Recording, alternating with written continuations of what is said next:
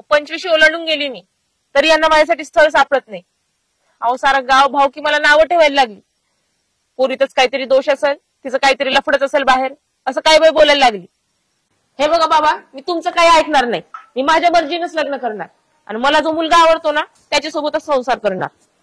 हा ए पोरी ऐक ना, अगं तुझ्या पद्धतीने लग्न करणार, समाजातील लोक काय म्हणतील, भावकीतील लोक, गावातील लोक काय म्हणतील?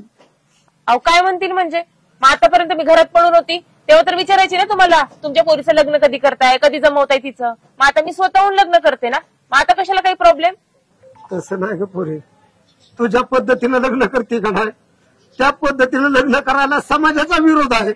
त्यामुळे मी तुला सांगतो, तू तुझ्या पद्धतीने लग्न करू नकोस. अहो पण विरोध कशा बाई, मी काही चुकीचं करते का?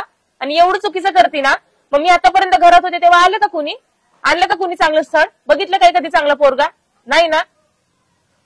अहो ह्या असल्या लोकांमुळे ना आमची वाट लागतीये.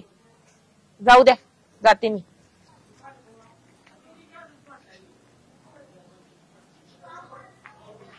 गणबा बोला की. ट्रॅक्टर घ्या आणि वरचं वावर तेवढं नांगरून घ्या.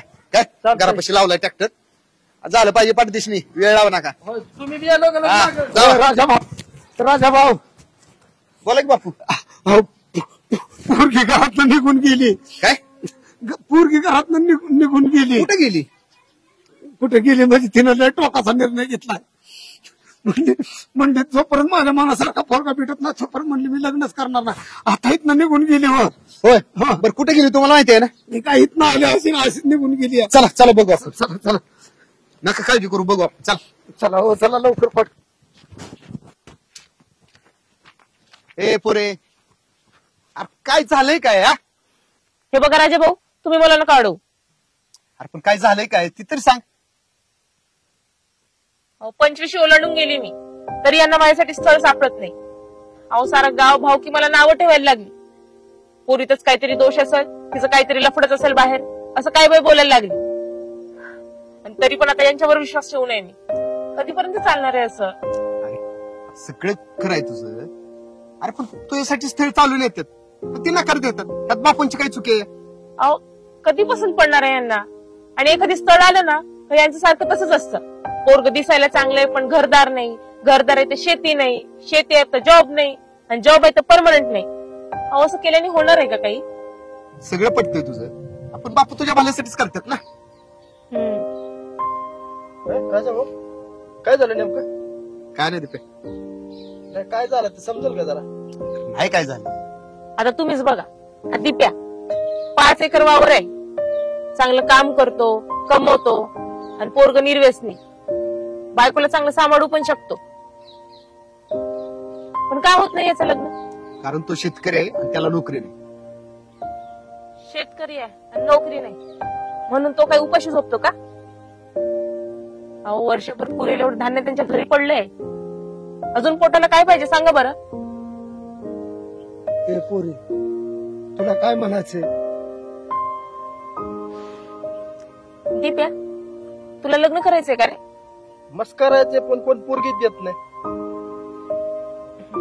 माझ्यासोबत करशील का लग्न? तुझ्यासोबत हो. दार असत का पण तयारी. ए पोरी, अगं तू काय म्हणते तुला कळतंय का? अहो बाबा, जरा विचार करा की.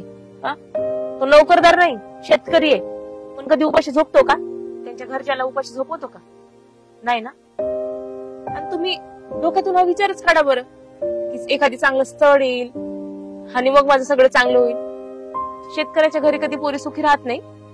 हा मान्य आहे तुमचं की एखादी चांगलं स्थळ येईल, त्याच्याकडे जमीन जागा सगळं असेल, भरपूर पैसे असतील. अहो पण या पोरीसाठी द्यायला वेळ असेल ह्याची गॅरंटी आहे तुम्हाला? तिच्यावर भरभरून प्रेम करेल, सुखात ठेवेल, ह्याची तरी तुम्ही देऊ शकता गॅरंटी? मग कशा पाहिजे नोकरीदार न शेतकरीवाला असं कशाला करताय तुम्ही? भलेही असेल सगळा मोठा, पण स्वतःच्या शेतात पिकलेली बाजरी असेल का त्याच्या घरी? बापू बरोबर आहे तिचं. आपण सगळ्या गोष्टींचा विचार करतो, ह्या गोष्टीचा कधीच विचार करत नाही की पुरीचं वय वाढत चाललंय, पुरीला चांगलं स्थळ भेटेल, म्हणून येणारी स्थळ आपण जुगारत असतो याशिवाय की पुढचं स्थळ चांगलं नाही.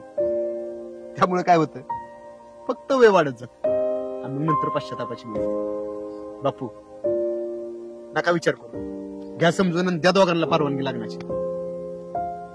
आता तुम्ही ठरवलंय आणि चांगलं ठरवलंय, माझी बी कान उघडणी केली. हा? आता तुम्ही ठरवलं म्हणलं मी कोण माघार घेणार आहे.